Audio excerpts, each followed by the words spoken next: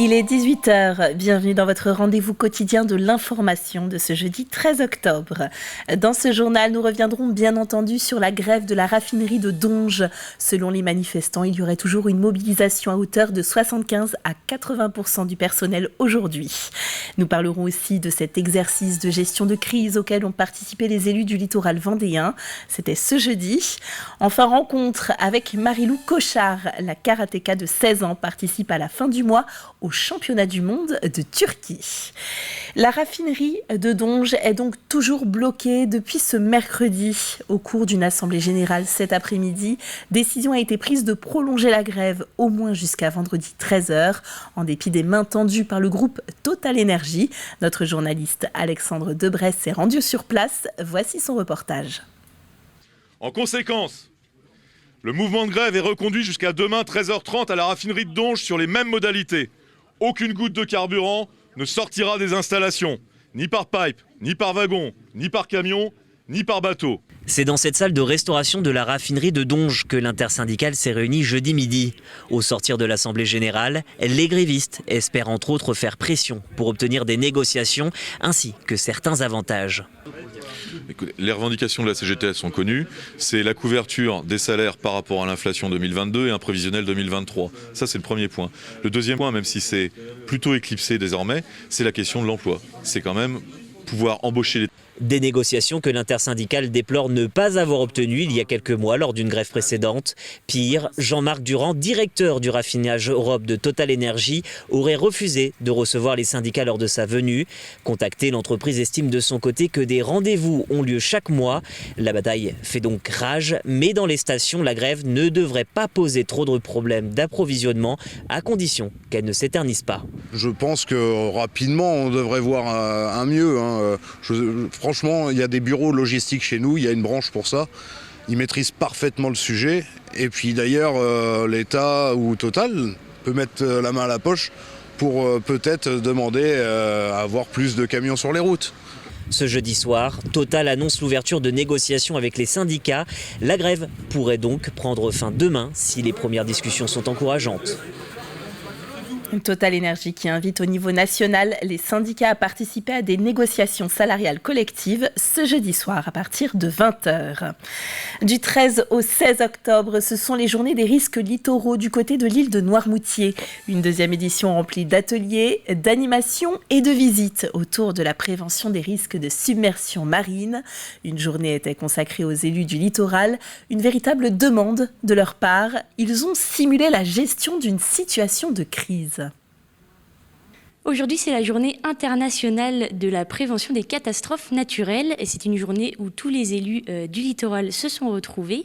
Alors pour commencer, est-ce que vous pouvez nous expliquer ce qui s'est passé au cours de cette journée ? Alors en fait, il y a 2 temps dans la journée. Il y a eu un temps ce matin où on a simulé une catastrophe naturelle, donc qui arrivait dans un village que l'on ne connaissait pas.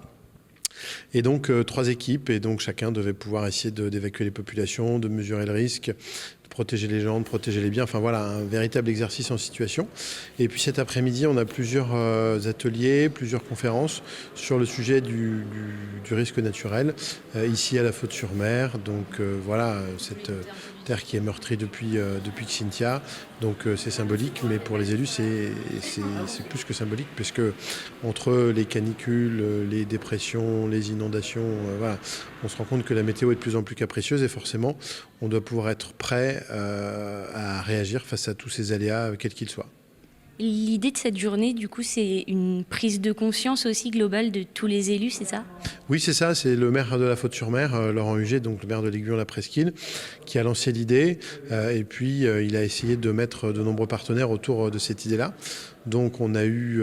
alors, il y a des assureurs, il y a des assurances des collectivités, il y a la préfecture, il y a l'État, il y a l'AVEL, l'Association vendéenne des élus du littoral. Et donc, l'idée était de mettre tout le monde autour de la table pour que tout le monde puisse discuter et échanger sur ces problématiques qu'on a tous. Et puis, essayer de prendre un petit peu de hauteur par rapport à tout ça. Essayer d'anticiper parce que si ça arrive, il faut être prêt. Donc voilà, c'était un petit peu tout ça l'objectif de cette journée. C'est une journée qui se tient pour la première fois, mais qui sera du coup peut-être renouvelée l'an prochain. Et parmi les temps forts de ces journées, une réunion publique sur le projet des portes anti-submersion ce vendredi à 19h aux Grandes Salorges, ou encore des ateliers enfants aux Petites Salorges. Ce sera ce samedi de 10h à 18h. Dans le reste de l'actualité, ce drone acheté par le pays de Saint-Gilles-Croix-de-Vie. Il va permettre de surveiller régulièrement l'évolution du trait de côte du territoire. Cette surveillance existe déjà depuis 10 ans avec un observatoire. Mais là, le pays de Saint-Gilles prend un peu de hauteur. Une acquisition rendue possible grâce à une enveloppe de l'Europe pour développer l'économie rurale. Ça nous permet de tout répertorier avec des millions et des millions de points qui donnent quasiment une image réelle de ce qui se passe sur le terrain. On peut quasiment savoir où sont les choses au centimètre près, où sont posés les rochers, si jamais ils bougent, si jamais les ouvrages évoluent, si jamais il y a des risques, si jamais la dune tremble. On peut savoir aussi, par exemple, quand on a des trous dans la dune, les fameuses caoudères, le volume de sable qu'il faut pour les reboucher. Enfin voilà, il y a plein de techniques qui sont proposées avec ce drone. On peut aussi faire des belles photos de notre territoire, plein de nouvelles techniques qui sont proposées et qui vont nous permettre d'être encore plus performants en défense contre la mer. Et c'est la journée nationale de la prévention routière ce jeudi. Une action que la ville d'Aizenay a un peu devancée. Elle organisait en début de semaine dans ses 2 collèges des actions de sensibilisation avec la participation de nombreux professionnels de la sécurité. En image, vous voyez l'opération du collège Sainte-Marie. Oui, elle est importante pour nous sensibiliser. On a passé le PSC1 l'année dernière, mais c'est bien de revoir quand même les gestes. Ça nous apprend à comment réagir dans la vie de tous les jours. Je pense que je pourrais m'en servir plus tard parce que je pense que ça pourrait arriver à n'importe qui et surtout aux jeunes maintenant. Quand il y a un accident, par exemple, on voit ce qu'ils ont fait. Nous, on a vu tout à l'heure les pompiers qui ont embarqué des gens parce qu'il a fait semblant de tomber en trottinette électrique. Et peut-être a-t-il été aussi question de vélo. Et d'ailleurs, regardez bien, ces vélos, ils ne sont vraiment pas comme les autres, car doublement solidaires. D'une part, parce qu'ils vont permettre aux résidents de la Largère à Toircet-Bouildroux de partir en promenade malgré leur handicap.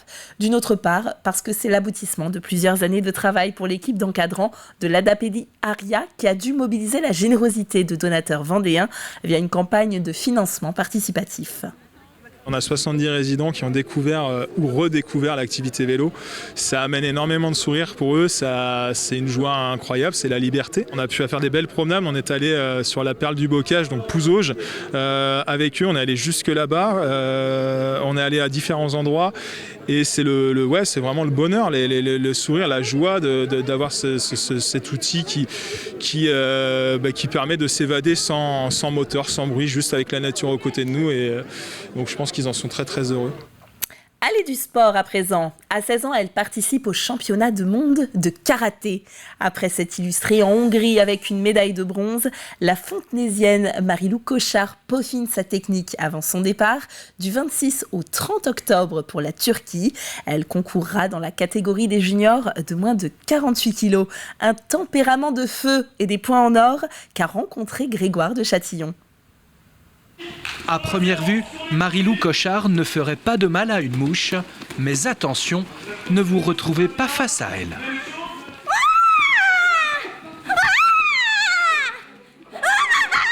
La rapidité, l'efficacité et la sonorité sont au rendez-vous. À la fin du mois, la jeune compétitrice s'envolera pour les championnats du monde de karaté en Turquie, catégorie junior. À 16 ans, c'est le grand rendez-vous de sa jeune carrière. La figuration, ce n'est pas pour elle.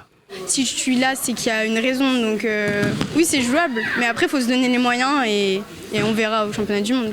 Tu lèves le bras pour qu'elle puisse viser au bon endroit. Et sois précis. À 6 ans, c'est habitué aujourd'hui des podiums et des compétitions internationales. Prenez ses premiers cours de karaté sur les tatamis du Fontenay Karaté Shotokan, un club de référence en France. 10 ans plus tard, la fontenaisienne a su prouver qu'elle n'avait pas démérité. Déjà très jeune, elle avait des capacités physiques, une motivation hors norme, des capacités. Elle faisait vraiment partie du haut du panier, on va dire, qui avait des vrais potentiels. Et après, ça a été surtout une question de gérer l'émotionnel. Elle a dû apprendre ça pour mettre plus de finesse, pour mieux gérer ses émotions. Et donc le travail a surtout été là-dessus. Elle a énormément progressé depuis 2 ans. Une progression qu'elle doit à la fois à ses entraînements intensifs, mais aussi à une véritable passion qu'elle voue au karaté, une passion qui n'est pas prête de s'arrêter.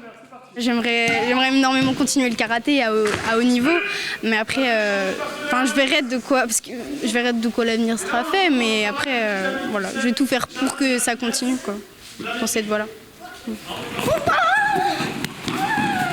Souhaitons-lui déjà bonne chance pour ses premiers championnats du monde de karaté qui se dérouleront du 26 au 30 octobre à Konya, en Turquie.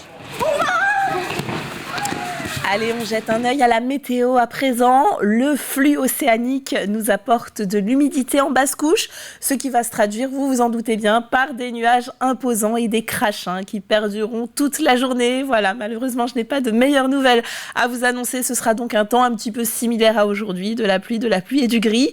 Le vent d'ouest à sud-ouest soufflera à 20, puis 30 à 40 km/h même dans l'après-midi. Les températures, elles resteront douces comme ce matin, et puis elles progresseront peu au fur et à mesure de la journée.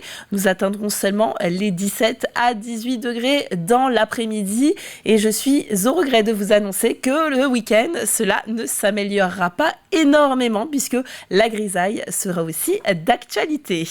Ainsi s'achève cette édition. Merci à vous de l'avoir suivi. Retour de l'actualité à 7h dans votre matinale en compagnie de Caroline Tronche. L'intégralité des reportages et ce journal sont bien entendu à retrouver sur notre site internet tvvendée.fr. Merci de votre fidélité et passez tous une très très belle soirée sur TV Vendée. À bientôt, merci.